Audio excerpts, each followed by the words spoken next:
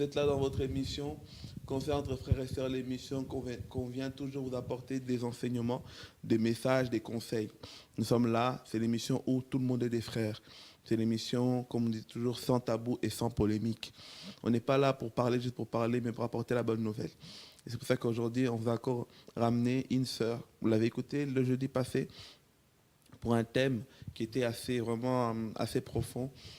Je pense que vous avez pas mal ont été édifiés, pas mal ont été bénis. Alors n'hésitez pas de partager, de l'écouter. Et si vous avez même des suggestions, vous voulez la contacter, n'hésitez pas.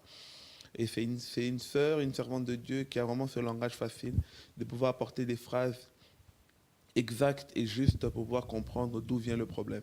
Alors que le Seigneur la bénisse abondamment, notre sœur Gladys, qui est vraiment une bénédiction pour cette jeunesse de la Belgique.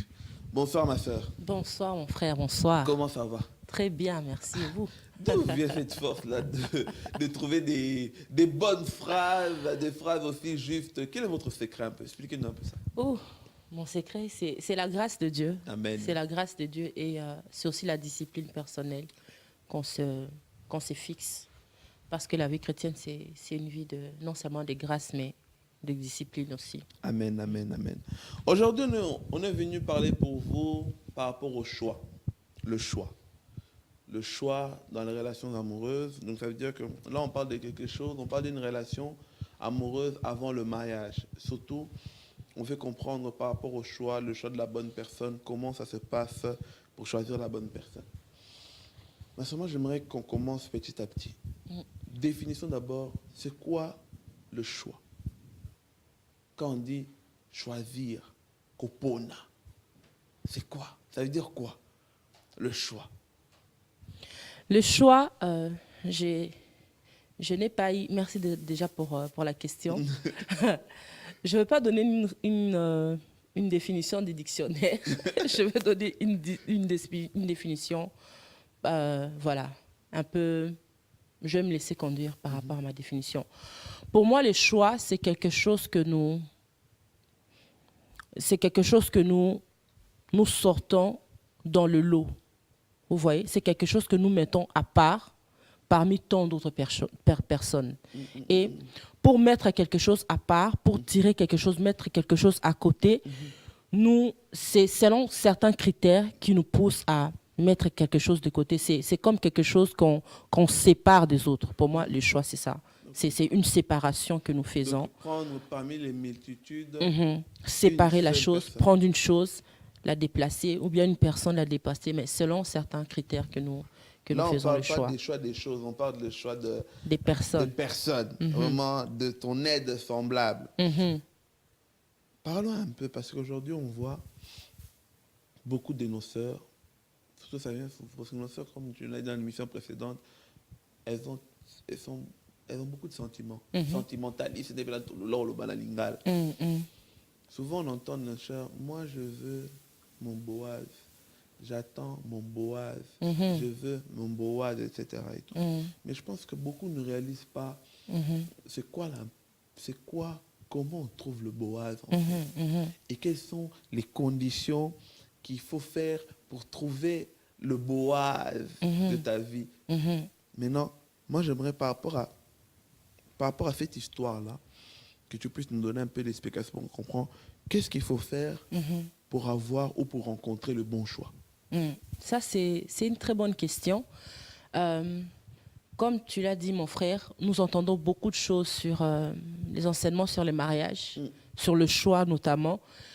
Et beaucoup de personnes se basent sur l'histoire de Ruth.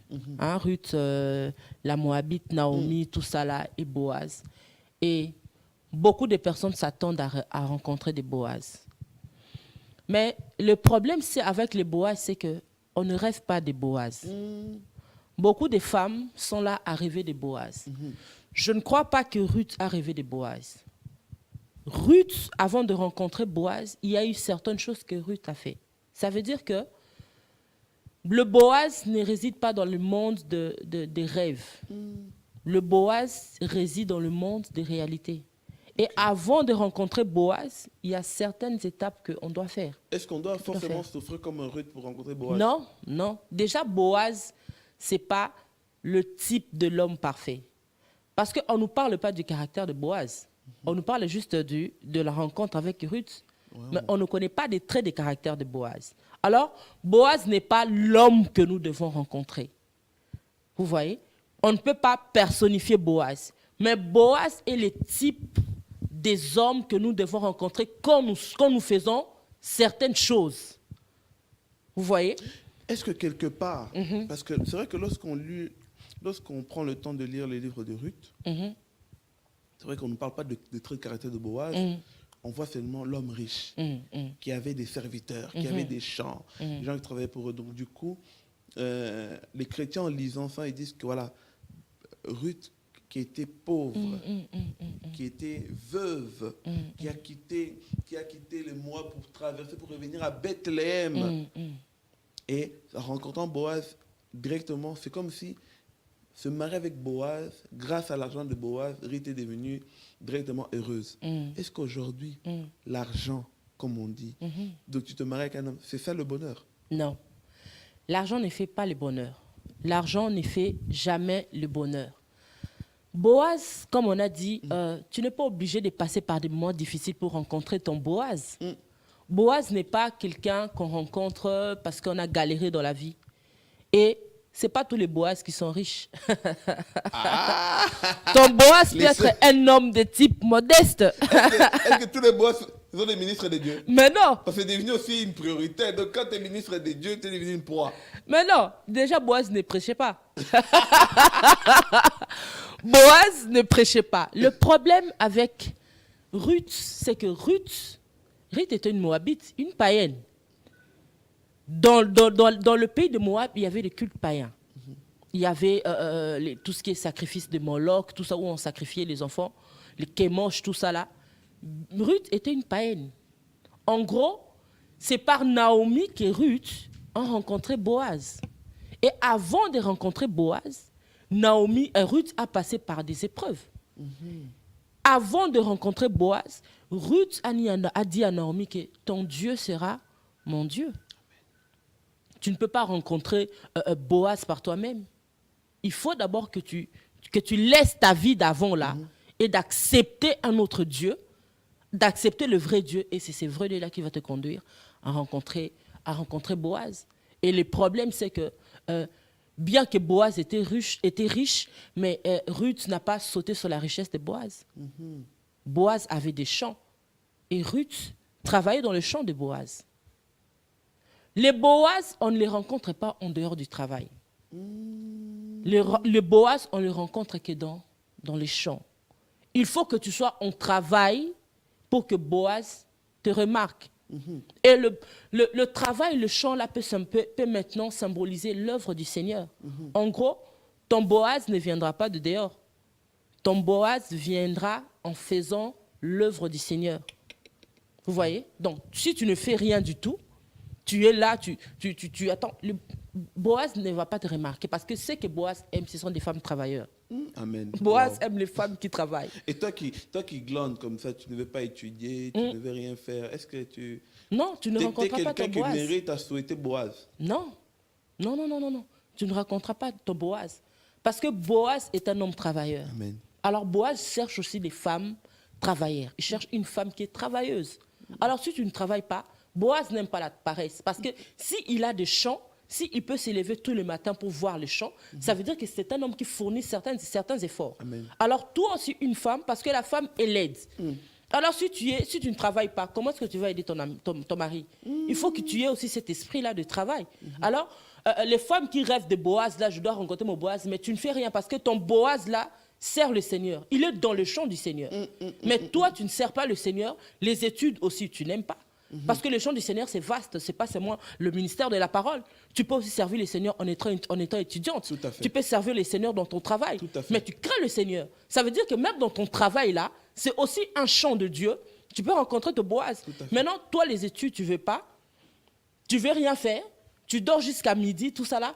Tu lis même pas ta Bible, tu fais rien du tout. Et tu veux ton mais Boaz. tu veux ton Boaz. Mais c'est pas le Boaz Et que tu tu viens vas vraiment, rencontrer. non, parce que vraiment, tu nous fais des live Facebook. De là, Facebook. Donc, Ok, je veux mon Boaz. Ah non, c'est pas le Boaz que tu vas rencontrer. va- C'est un boa Tu vas t'avaler. qui va t'avaler. C'est toi qui a changé des problèmes. Mais oui. Amen, amen. Amen, amen, amen. Cherche à savoir qui tu vas rencontrer, Boa ou Boaz. Maintenant, prévenons un peu sur notre choix. Pourquoi est-il important de faire le bon choix? Merci pour cette question. Le problème, ce n'est pas de faire le choix. Le problème, c'est de faire le bon choix. Parce que dans notre vie, on est tous confrontés. Chaque jour, nous faisons des choix. C'est ça. Nous faisons le choix de nous lever, soit de rester sur les lits. Nous faisons le choix de regarder la télé ou de ne pas le faire. Nous faisons le choix de manger. Nous faisons tous le bon choix. Le choix. Mais le problème se situe au niveau de bon choix. Pourquoi faire le bon choix? Parce que le choix que tu fais détermine ton avenir. Amen. Le choix que tu fais détermine la route que tu empruntes. Le choix que tu fais détermine aussi ta destination. Amen. Donc, le choix que tu fais maintenant aura des impacts dans le futur. Il y a des impacts qui restent. Il y a les impacts qui restent et beaucoup de personnes souffrent en fonction d'un certain choix que tu avais fait. Alors, il est important de faire le bon choix pour assurer notre présent et aussi notre avenir. Donc, un choix raté peut aussi te faire rater la vie. Oui, parce que dans la vie, il y a deux choix, si je peux dire capitaux, que tout homme est appelé à faire. Il y a normalement 3 choix, mais je vais parler l'autre choix, le troisième choix, et je vais mettre ça entre guillemets parce qu'il y a toujours moyen de changer. Il y a 2 choix majeurs que tout homme est appelé à faire dans sa vie. Le premier choix, c'est le salut. Le choix du salut détermine ton avenir. Soit tu vas en enfer, soit tu vas au ciel. Donc le choix du salut détermine ton avenir. Et le choix du salut, tu le fais maintenant aussi, pendant que tu es en vie. Et après le choix du salut, c'est le mariage. Parce que le mariage aussi détermine ton avenir. Parce que il y a certains choix de mariage, c'est le choix de l'enfer. Tu peux vivre l'enfer sur terre, c'est dans le mariage. Le mariage aussi, le choix du mariage aussi peut te faire rater ta destination. Peut te faire rater ta mission.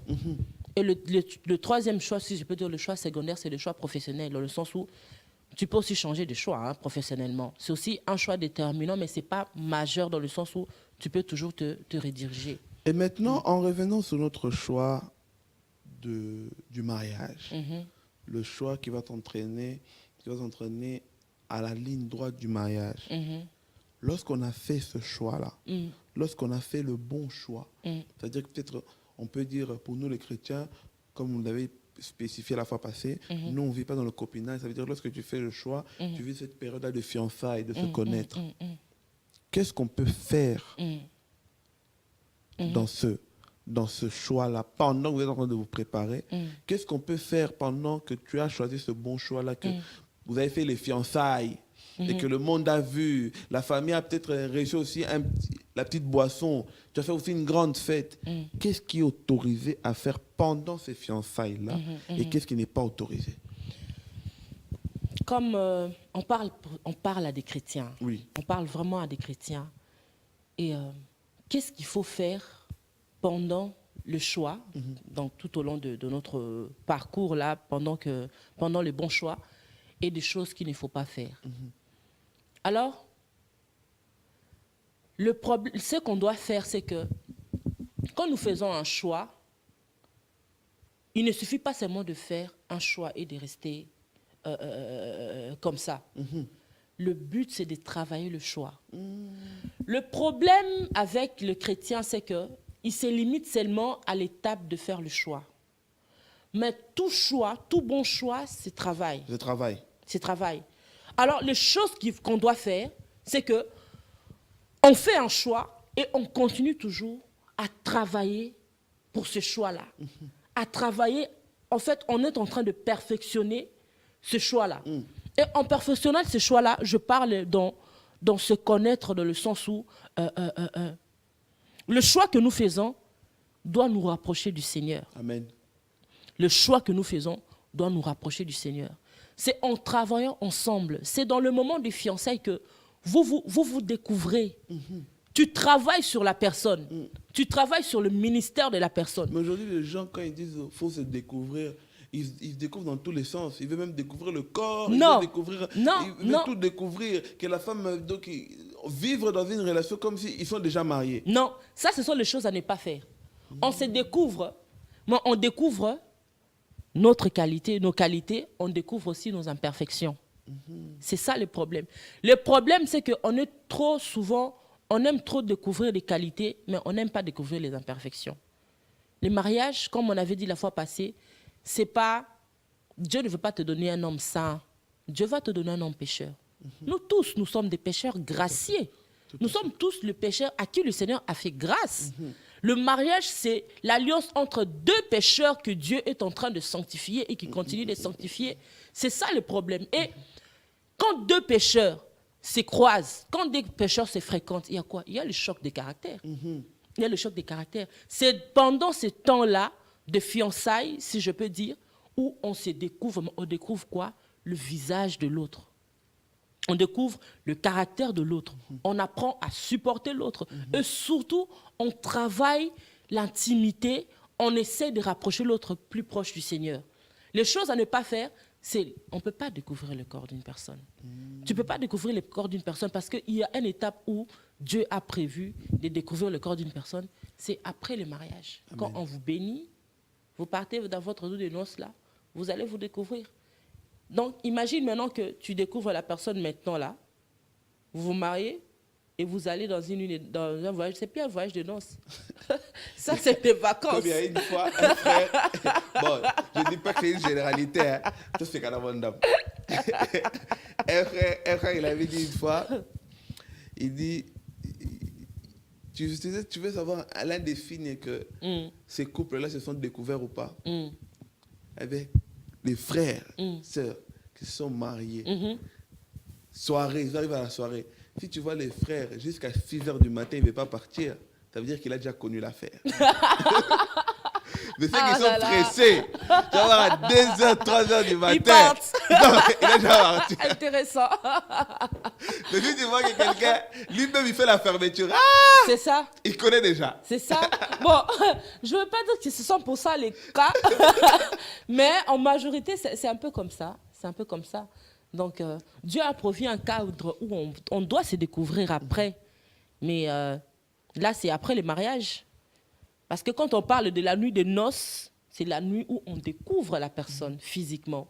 Mais si tu as déjà découvert la personne avant la nuit de noces, et vous appelez ça la nuit de noces, ça c'est prenez des vacances, disons que nous partons en vacances, c'est pas la nuit de noces. Amen.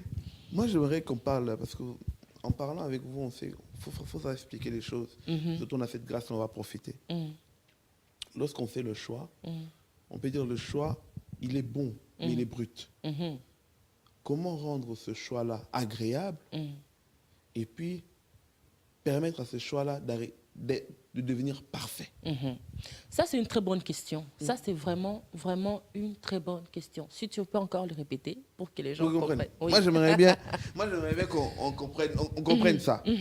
Parce que lorsqu'on fait un choix, un bon choix, ce choix-là est brut. C'est un choix qui est brut. Oui. Alors, comment faire pour que ce choix-là devienne agréable et par la suite, ce choix-là devient parfait? Ça, c'est une très bonne question. Parce que le problème, souvent, on se limite seulement à faire le choix. Voilà, comme si, allez, je sais que c'est lui, c'est bon. Ok, on oublie que c'est brut. On oublie que c'est brut. C'est comme de l'or.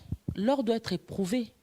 Quand on nous sort l'or là, brut là, on va même pas dire que c'est parce qu'il y a plein de poussière, tout ça là. Alors l'or doit passer par le feu, doit être travaillé pour que l'or devienne quelque chose de beau. Nous portons de l'or, nous voyons, mais à la base, l'or, ce n'était pas comme ça. C'était quelque chose de brut, c'était sale et les gens ont pu travailler. Alors, quand Dieu nous donne une personne brute. Le problème, c'est que nous faisons les choses à l'envers. Nous commençons à travailler sur la personne dans le mariage. au lieu de commencer à travailler Dans les sur la fiançailles. personne avant le mariage. Vous voyez? Je vais te prendre un exemple. Jacob avait des femmes, Léa Et et Rachel. Jacob est parti, il cherchait des femmes, il cherchait une femme. Il a travaillé 7 ans. Mais le problème, c'est que le père de Rachel n'a pas dit que tu vas travailler 7 ans pour avoir Rachel. Il a juste dit que tu vas travailler 7 ans. Jacob a travaillé 7 ans et à la nuit de noces, il est parti avec Léa. Et le lendemain, il s'est réveillé et ce n'était pas Rachel. Il a dû encore travailler 7 ans pour avoir Rachel. Qu'est-ce que je veux dire par là? Tu ne dois pas fournir certains efforts dans le mariage pour conquérir la personne. Tu dois apprendre à connaître certains paramètres afin de commencer à travailler pour la personne de maintenant.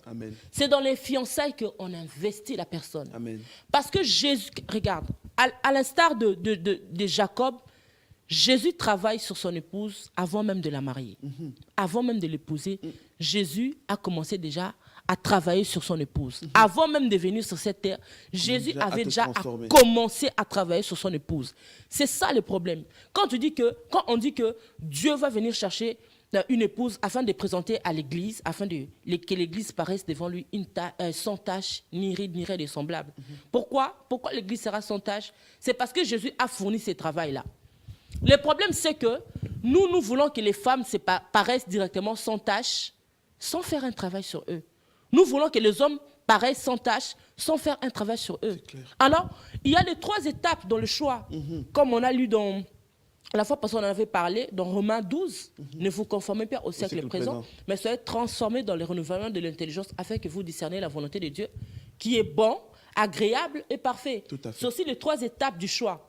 Le choix est bon, mais il faut que le choix devienne agréable. Le choix devient agréable comment? Au fur et à mesure, tu t'investis sur la personne. Tu vois que la personne commence à prendre forme. Tu investis sur la personne, tu travailles sur la personne. Tu commences à apprécier même les défauts de la personne. Tout à fait. Là, le choix devient agréable.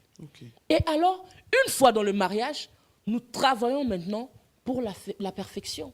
Donc, le choix devient agréable avant le mariage. Avant le mariage. Il deviendra parfait dans le mariage. Dans le mariage. Wow. Vous voyez? Parce que quand nous faisons le choix est encore bon. Il est encore brut. Mais c'est quand on investit sur la personne, quand on travaille sur la personne, le choix devient agréable. C'est là qu'on découvre la personne. On découvre les facettes des personnes qu'on ne connaissait pas. On commence même, comme j'ai dit, à apprécier les défauts de la personne. Mais le choix devient parfait. Donc, de l'agréable à parfait, là maintenant, c'est dans le mariage que nous travaillons sur la perfection de la personne, en sachant que la personne là, sa perfection ne sera pas de ce monde. Amen, amen, amen. Vous voyez? Est-ce qu'un bon choix, mal entretenu, peut-être devenir un mauvais choix pour ta vie? Un choix mal entretenu... Vous voulez que je donne un exemple? Oui, donnez-moi un exemple. Un choix mal entretenu. Je connais une sœur et que le Seigneur nous montre de toutes les façons que c'est un bon choix. Mais en entretenant notre relation, pendant les fiançailles, on fait tout ce qu'un homme et une femme doivent faire dans le mariage. Mais nous, on le fait pendant les fiançailles. Et ça fait que même ça détruit même notre spiritualité parce que souvent l'homme, lorsqu'il tombe dans le péché, il est rongé par culpabilité. Ça fait qu'il s'éloigne de Dieu. Ça veut dire que je deviens déjà une barrière pour l'évolution de la vie de cette personne-là. Donc, quelque part, je l'éloigne de son premier amour. Est-ce que dans ce cas-là, je ne deviens pas un mauvais choix pour la personne? Tu peux devenir un mauvais choix pour la personne. Pas parce que pas parce que le choix en lui-même est mauvais, c'est parce que les hommes modifient les paramètres du choix. Le choix peut être bon, mais nous, par rapport à notre attitude, notre comportement, on peut modifier le choix. C'est comme si on modifie les paramètres de quelque chose. C'est toujours la chose, mais sauf qu'on modifie les paramètres de quelque chose. Parce que certaines choses sont paramétrées pour fonctionner dans tel cadre. Tout à fait. Mais quand tu poses certains actes, la chose est là, mais tu modifies. C'est un peu comme le téléphone. Mais tu modifies en fait les paramètres de la personne. Donc,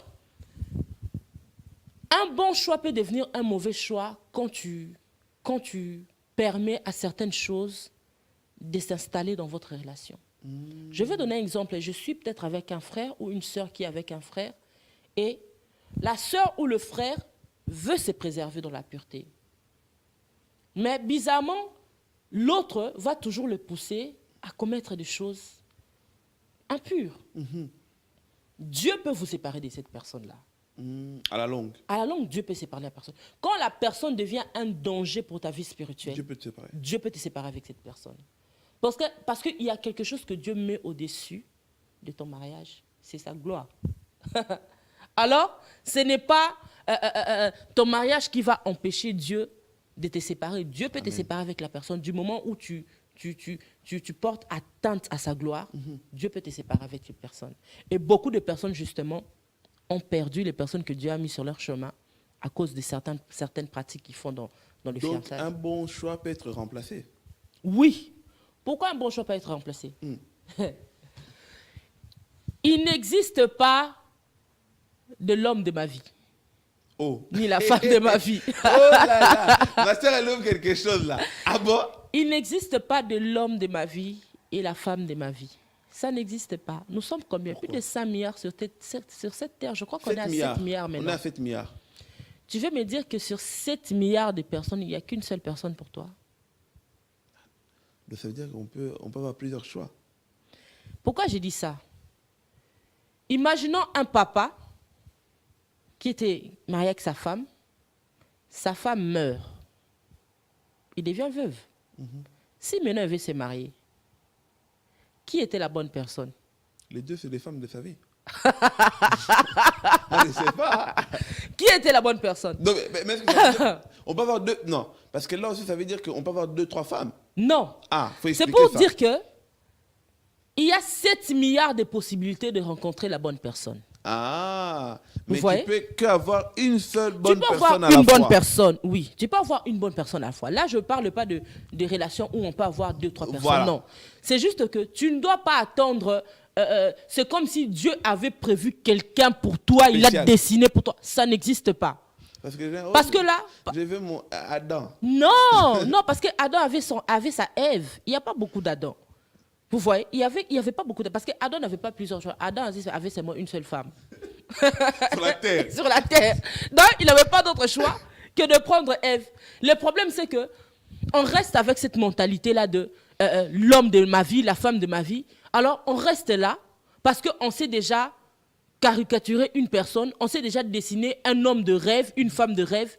Et même quand Dieu t'envoie la bonne personne, ben, tu ne fais pas de cette personne. Parce que toi, dans ta tête, tu attends à ce qu'il y a quelqu'un qui rêve de toi. Ça n'existe pas. Ça n'existe pas, c'est tous ces choix-là. Ça n'existe pas. Maintenant, comme on dit, on a Tumbolinga. Oui. Parce que Tumbolinga, Ouais, on va soulever un autre. Parlons un peu d'abord de la prophétie. Parce que là, c'est un autre. C'est un monde ambigu. C'est qu'aujourd'hui, c'est marié par Dieu m'a dit. Mais demain, se sépare par révélation. Maintenant, finalement, Dieu parle combien de fois? Hein?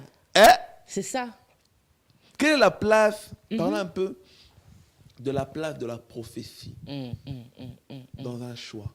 Parce qu'aujourd'hui, il y en a de plus en plus qui font le choix par rapport à ce que un homme de Dieu lui a dit, un homme de Dieu lui a révélé, la personne n'a pas vérifié, n'a pas été attestée, et ça fait que cette personne-là, elle rentre dans le mariage. Il y en a d'autres, on n'est pas dans la généralité, il y en a d'autres, c'est vrai, et que ça va jusqu'au bout. Il y en a d'autres aujourd'hui, ils rentrent dans le mariage, or que ce mariage-là doit être un mariage bien pour elle, c'est un mariage qui lui a détruit, et demain, un autre homme de Dieu, par révélation, lui dit aussi que non, cette personne n'est pas faite pour toi. Finalement, expliquez-nous un peu quelle est la place de la prophétie, quels sont les avantages et les inconvénients lorsque on reste focalisé sur la confirmation du choix via la prophétie?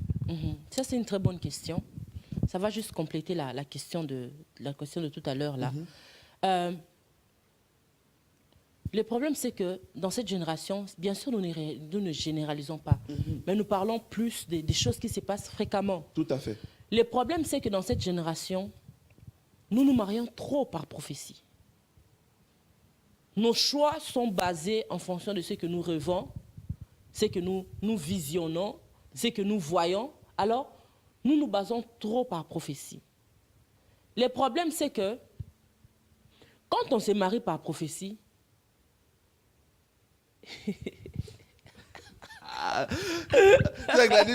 Sors cette phrase. Le problème, c'est que quand on se marie par prophétie, on va divorcer par quoi? Révélation. Par révélation. Donc, comment ça, c'est même Dieu qui t'a dit qu'il était ton homme, qu'il était ta femme, et un beau jour, il va se réveiller encore pour te dire qu'il n'était pas ta femme. C'est quel Dieu a menti?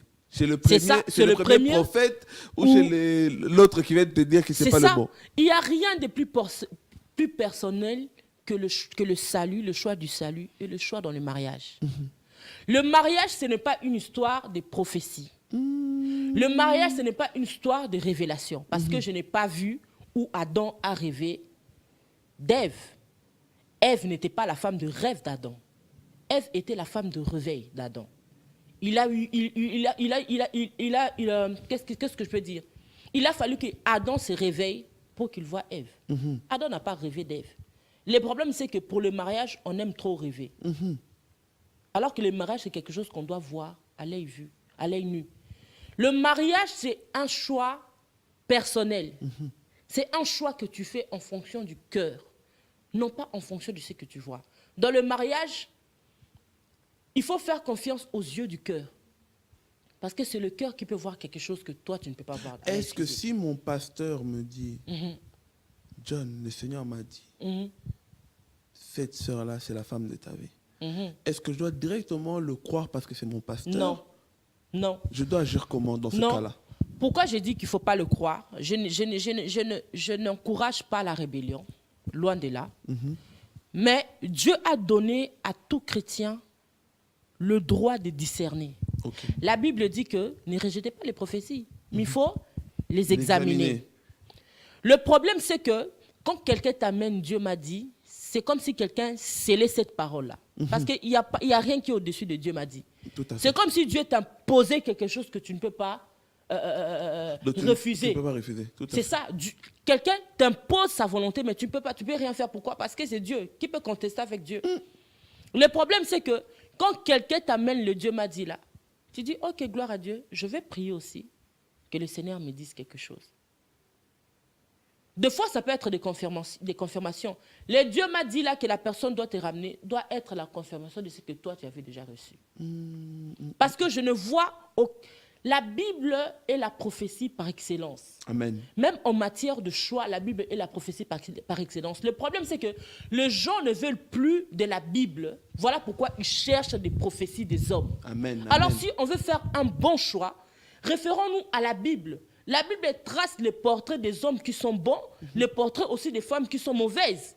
La Bible nous parle des mauvais hommes, il y a des Nabal, tout ça. La Bible aussi nous parle des bonnes femmes. Ben oui. Alors, pourquoi on ne veut pas se fier à la Bible? C'est qui a institué le mariage? C'est Dieu. Avant de faire le choix, mais retournons d'abord vers la personne qui a institué ce choix-là. Le problème, c'est qu'on ne veut pas de la Bible parce que la Bible, c'est ennuyant. On ne veut pas lire la Bible, alors on cherche des sensations. Et quelqu'un va te dire que non, c'est ta femme là, tu rentres en trace là, c'est ta femme, tout ça là. Et puis tu rentres dans le mariage, tu commences à blâmer Dieu. Non. Oh, Dieu m'a menti. Oh, Dieu m'a menti. Dieu ne peut pas te mentir, mon frère. Dieu ne peut pas te mentir. Et le problème aussi avec des jeunes, c'est que beaucoup de jeunes entrent dans les relations. Ils ont déjà commencé à se plaire dans les relations et après, ils demandent la volonté de Dieu. Ça, c'est des bêtises. Parce que quand tu entres dans ce genre de relations-là, toutes les prophéties que tu vas recevoir, crois-moi, ça va aller dans le sens des penchants de ton cœur. Pourquoi? Parce que si tu es déjà dans une relation où tu aimes la personne et tu commences à demander à Dieu sa volonté, crois-moi, la réponse que tu vas recevoir, c'est toujours oui. Pourquoi? Parce que dans ton cœur, tu avais déjà accepté. Alors, tu vas toujours dire que c'est oui, oui, oui, oui, oui. Et après, on change. On change. Et après, on rencontre encore une autre personne. Dieu m'a dit. Donc la... Faites attention à Dieu m'a dit là. Dieu m'a dit là en train de détruire le corps de Christ. C'est ça. Moi, j'aime bien, comme ma soeur vient d'expliquer, en disant que la prophétie, oui, tu peux l'entendre, tu discernes. Elle n'a pas de place dans ce choix-là parce que c'est un choix beaucoup plus personnel. Et parlons alors de la place de la famille. La place de la famille. Oui, quelle est la place de la famille dans le choix? Parce que c'est vrai que nous autres, les Bantous, lorsque tu prends quelqu'un en mariage, ta famille a vraiment cette mainmise là-dedans. Quelle est la place de la famille dans notre choix? La place de la famille, c'est que quand nous prions pour faire le bon choix, on doit être à l'écoute du Seigneur. Amen. Vraiment à l'écoute du Seigneur. Parce que Dieu ne nous parle pas seulement à nous. Dieu parle aussi au travers des membres des familles. Dieu peut passer par la famille pour nous alerter que cette personne aussi est une mauvaise personne. Le problème, c'est qu'on nous a dit que, on nous a toujours dit que quand il y a des combats, quand les gens se lèvent pour combattre votre relation, c'est que cette relation-là vient de Dieu. Ça vient d'où? Il n'y a aucun verset qui affirme ces choses. Des fois, Dieu aussi peut susciter des combats pour te dire, mon enfant, stop avec ça. Ah bon? Alors, oui, ça peut arriver. Ça peut arriver. Que Dieu suscite des combats pour t'aider à quitter cette relation. Pour t'aider à quitter cette relation. Mais tellement qu'on nous a dit que à chaque fois qu'il y a des combats, à chaque fois qu'il y a des oppositions, c'est que Dieu est avec nous. Alors, qu'est-ce qu'on fait? On s'embarque dans des relations-là. Alors, la chose à faire, c'est d'être vraiment à l'écoute du Seigneur. De savoir que Dieu peut passer aussi par ma famille pour me montrer quelque chose, une facette de cette personne-là que je ne connaissais pas. Vous voyez? Pour me montrer que je m'engage dans quelque chose que Dieu n'a pas approuvé. Les chrétiens, ils diront, non, ma famille n'est pas spirituelle. Du coup, je ne vais pas me fier. Il y en a même d'autres qui remettent même ils écouteront plus leur père spirituel que leur propre père. Est-il logique et normal? Ah, Seigneur. Donc, parce qu'ils ne sont pas chrétiens, non. Mais non, Dieu parle avec tout le monde. Vous savez que tout homme sur terre, Dieu peut parler. Dieu parle avec tout le monde. Les gens ne comprennent pas ça. Dieu parle avec tout le monde. Donc, que tu sois païen, tu écoutes la voix de Dieu. Donc si aujourd'hui mon père qui n'est pas pasteur, il me dit, John, ça c'est pas un bon choix. Mais mon pasteur, la bouche autorisée, c'est lui vraiment qui reçoit et me dit, ça c'est un bon choix. Moi j'écouterai plus mon pasteur. Est-ce que c'est normal? Non, moi je dirais que j'écouterai la voix de Dieu. Pourquoi je dis ça? Explique-moi ça.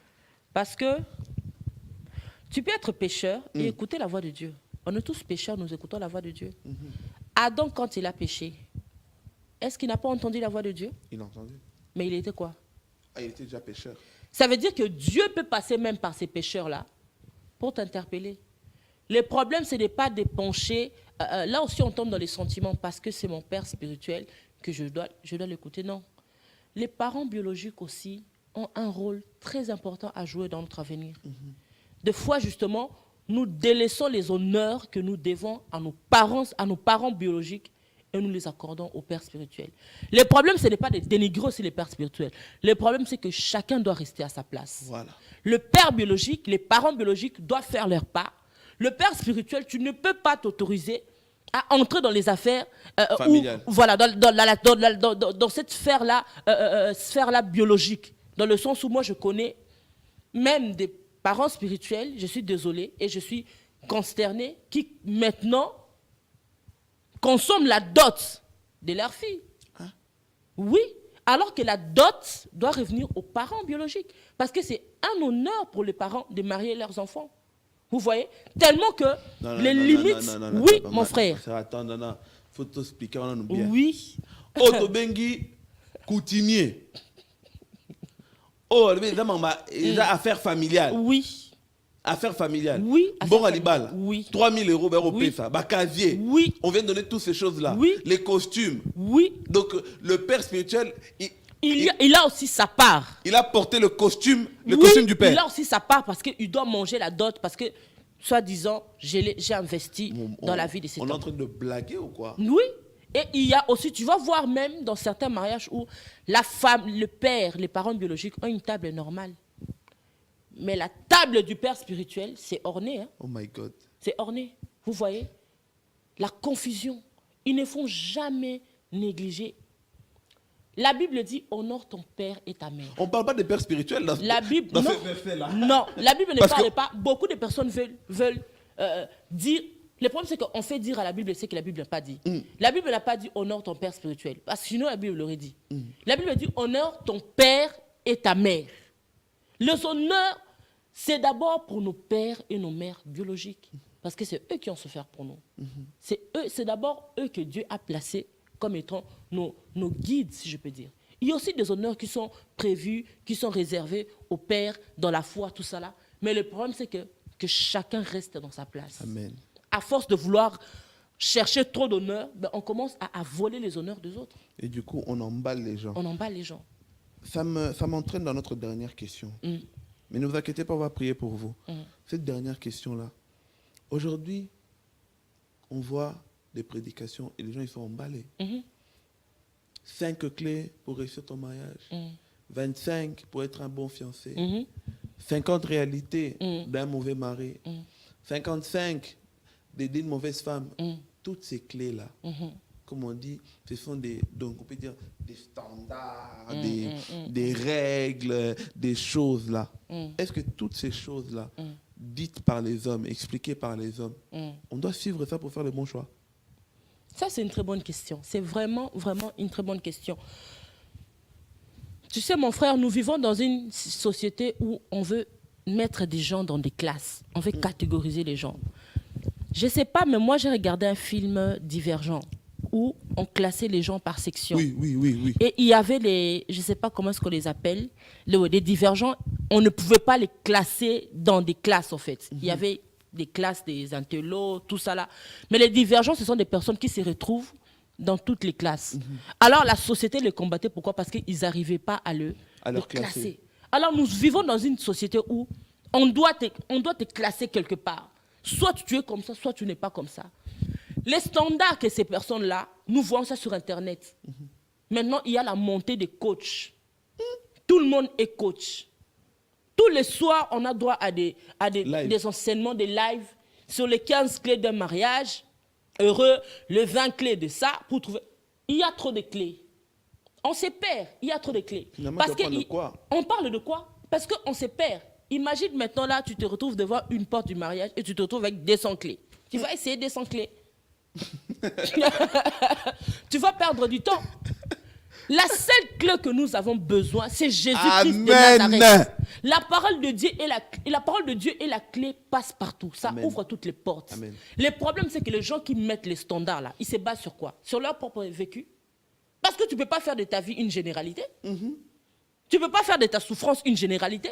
Ce n'est pas tout le monde qui est appelé à souffrir comme toi dans les mariages. Ce n'est pas tout le monde qui est appelé à vivre certaines choses que toi, tu as vécues dans les mariages. Maintenant, les standards là, tu les bases en fonction de quoi? De ce que la société nous dit? Est-ce que tu peux prouver tes standards là à la lumière de la parole? Tu ne peux pas prouver ça. Pour moi, il n'existe pas de 15 clés, de 20 clés. Pour moi, il n'existe qu'une seule clé. Jésus est la clé du bon choix. Amen. Jésus est la clé du pardon. Amen. Jésus est la clé de l'humilité. Amen. Jésus est la clé du succès. Alors, il est temps de présenter aux gens, de faire un peu de faire tomber tous ces standards-là et de retourner aux standards de la parole de Dieu. Amen. Le problème, c'est quoi? C'est que nous tous, nous voulons chercher un bon mari. Nous tous, nous voulons chercher une bonne épouse. Mais frère John, je veux te dire quelque chose. Un bon mari, c'est d'abord quelqu'un qui est une bonne épouse pour Christ. Une bonne femme, c'est d'abord quelqu'un qui est une bonne épouse pour Christ. Quelqu'un qui n'est pas une bonne épouse, parce que nous sommes l'Église. Quelqu'un qui n'est pas une bonne épouse pour Christ, il ne sera pas un bon mari, il ne sera pas une bonne femme. Maintenant, quand toi tu dis une bonne femme, en fonction de quoi? Regarde d'abord comment est-ce que lui, il vit par rapport aux Écritures. Là, tu sauras que c'est une bonne personne. Les standards, là, ce sont des standards humains. Alors, trop de standards, là, ça crée des frustrations. Il y a beaucoup de personnes même qui sont dans des mariages qui commencent à douter de leur mari. Pourquoi? Parce qu'ils ont suivi des enseignements sur des standards. Alors que ce sont des bonnes personnes. Alors que ce sont des bonnes personnes. Ils ne veulent même plus investir dans les mariages. Ils commencent à se poser des questions. Est-ce que cette personne-là est vraiment la personne que... C'est la personne que Dieu a mis. Parce que tu as entendu une fois, si tu vois un homme colérique, C'est un homme qui ne veut pas te comprendre, il faut quitter. C'est ça. Du coup, tu n'as plus la patience de cultiver ça chez ton homme. Parce que l'homme est égoïste. Quand nous rentrons dans le mariage, on veut tout de suite que l'autre satisfait nos besoins. C'est ça le problème. Chacun vient avec son bagage dans le mariage. Moi, je veux ça.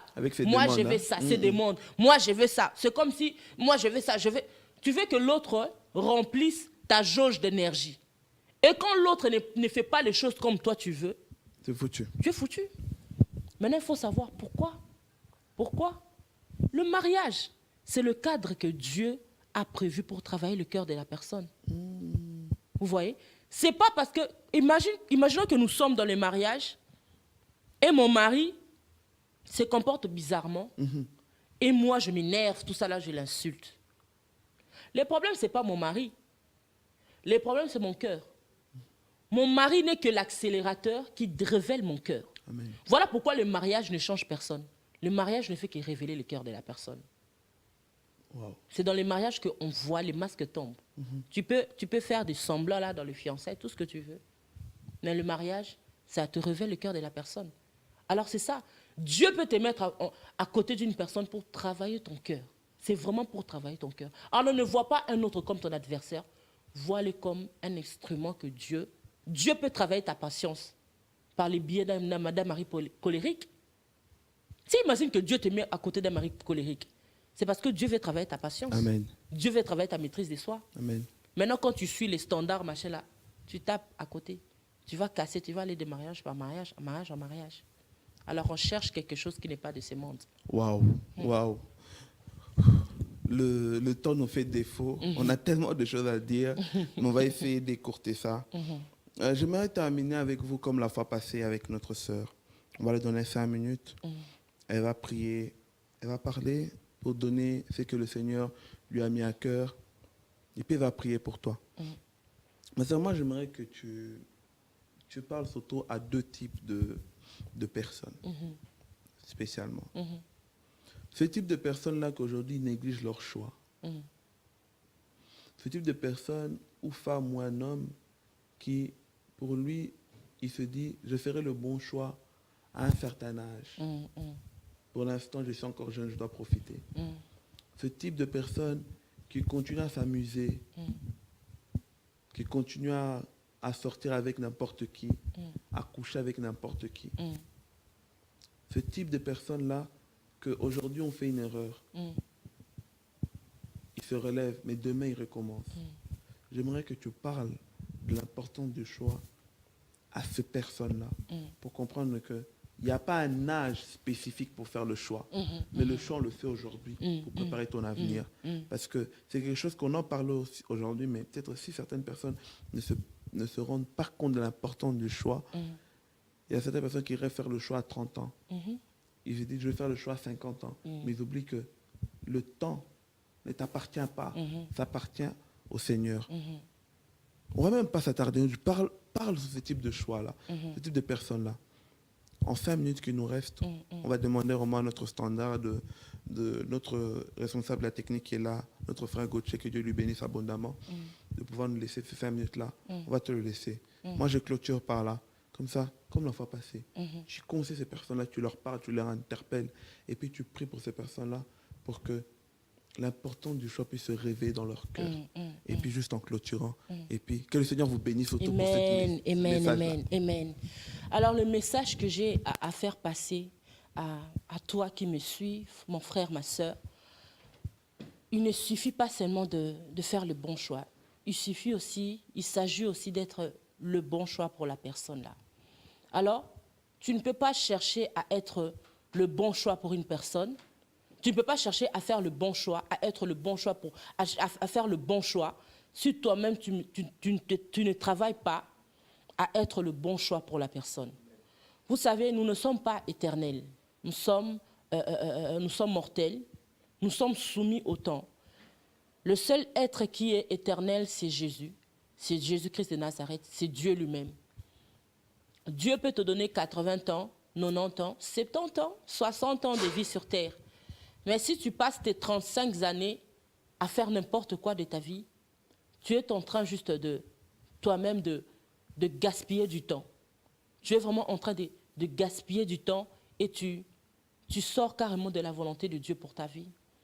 Alors, ne cherche pas seulement à faire le bon choix.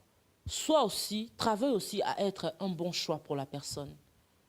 Travaille aussi. Tu cherches un homme qui craint Dieu, mais est-ce que toi, tu crains Dieu? Tu cherches un homme qui sert le Seigneur, mais est-ce que toi, tu sers le Seigneur? Tu cherches un homme qui est patient, mais est-ce que toi, tu es patient? Tu cherches un homme qui a la maîtrise de soi, mais comment est-ce que toi, tu te comportes quand il y a des problèmes? Il est temps d'investir dans ta vie. Il est temps d'investir dans ta vie. Il est temps de réaliser qui tu es réellement et de travailler tes défauts et vraiment être prêt quand le Seigneur va te diriger sur la bonne personne. Surtout toi qui me suis, qui es une servante de Dieu, un frère, un serviteur de Dieu. Le conseil que je peux te donner, c'est que tu ne peux pas faire ton choix en dehors de l'œuvre de Dieu. Le bon choix, on ne le rencontre que dans l'œuvre de Dieu. À l'exemple, à l'instar de Ruth, Ruth a dû travailler dans le champ pour rencontrer ton Boaz. Ton Boaz ne viendra pas du ciel. Les Boaz n'apparaissent pas dans la paresse. Il faut que tu travailles pour rencontrer ton Boaz. Il faut que tu sois actif dans l'œuvre du Seigneur. Parce qu'il y a certaines choses que tu dois recevoir que si tu es actif dans l'œuvre du Seigneur. Alors, il ne faut pas négliger le Seigneur. Quand je parle de servir le Seigneur, je ne parle pas seulement de prêcher la parole. Tu peux aussi être quelqu'un qui arrange les chaises de son église, mais tu fais un travail extraordinaire pour le Seigneur. Tu peux être dans ton travail, tu es un chrétien et tu transmets ces bonnes valeurs chrétiennes-là. C'est aussi servir le Seigneur. C'est aussi un champ de Dieu. Nous sommes dans le champ de Dieu. Et c'est dans le champ de Dieu que Dieu nous dirige vers les bonnes personnes. Il est vraiment temps pour toi de prendre conscience du temps que le Seigneur te donne. Le temps que le Seigneur te donne et de travailler en fonction de ce temps. Au plus vite tu travailles, au plus vite aussi, tu vas tomber, tu vas rencontrer la bonne personne. Parce que la bonne personne, on ne le rencontre pas au hasard. On le rencontre selon le temps de Dieu, selon le planning de Dieu, sur le chemin de Dieu. Alors, mon frère, ma soeur, il est temps pour toi de travailler. Il est temps pour toi de travailler et que la parole de Dieu soit ton standard. Base ton choix sur la parole de Dieu. Ne base pas ton choix en fonction en fonction du choix de ton ami, en fonction du choix d'un coach chrétien qui a dû sur Facebook ou sur les réseaux sociaux ou sur des conférences de talk show, de women show, tout ça, de women talk show, tout ça là. Ne base pas ton choix en fonction de ça. La parole de Dieu est notre standard. Il n'existe qu'un seul standard dans le choix. C'est Jésus-Christ de Nazareth. L'homme de ta vie, la femme de ta vie est premièrement un homme et une femme qui est épouse du Seigneur. Celui qui est appris, celui qui est une bonne épouse du Seigneur, celle qui est une bonne épouse du Seigneur, il sera forcément un bon mari. Alors, la vision du mariage, ce n'est pas la vision que les hommes nous donnent. La vision du mariage, c'est ce que Dieu nous donne. Et le but du mariage, ce n'est pas d'être heureux sur cette terre. Le but du mariage, c'est de tendre vers la sanctification. Alors que ton mariage soit le siège de la sanctification de Dieu. Ton choix du mariage doit être basé sur la sanctification. Je vais prier pour toi. Père, je prie au nom de Jésus-Christ de Nazareth. Seigneur, je prie pour ma sœur qui m'a suivi ce soir. Je prie pour le frère qui nous a suivis ce soir, Seigneur. Seigneur, nous sommes faibles, mais en toi, nous sommes forts. Seigneur, nous te prions au nom de Jésus de nous aider, Seigneur, à faire le bon choix. Surtout, Seigneur, de nous aider à être de bons choix pour les personnes que tu as prévues pour nous, Seigneur. que nous puissions, avec ton aide, avec ta grâce, travailler nos cœurs, Seigneur, travailler nos imperfections, être ces hommes et ces femmes prêts que tu as prévus, Seigneur Dieu de gloire, pour rencontrer tes enfants, Seigneur. Nous voulons être des bénédictions pour les personnes que tu as prévues pour nous. Nous voulons être des instruments de paix, des instruments de bonheur pour des personnes que tu as prévues pour nous, Seigneur. Et aide-nous, Seigneur, surtout à réaliser que le temps ne nous appartient pas, que nous sommes des mortels et que nous ne devons pas gaspiller ton temps, Seigneur.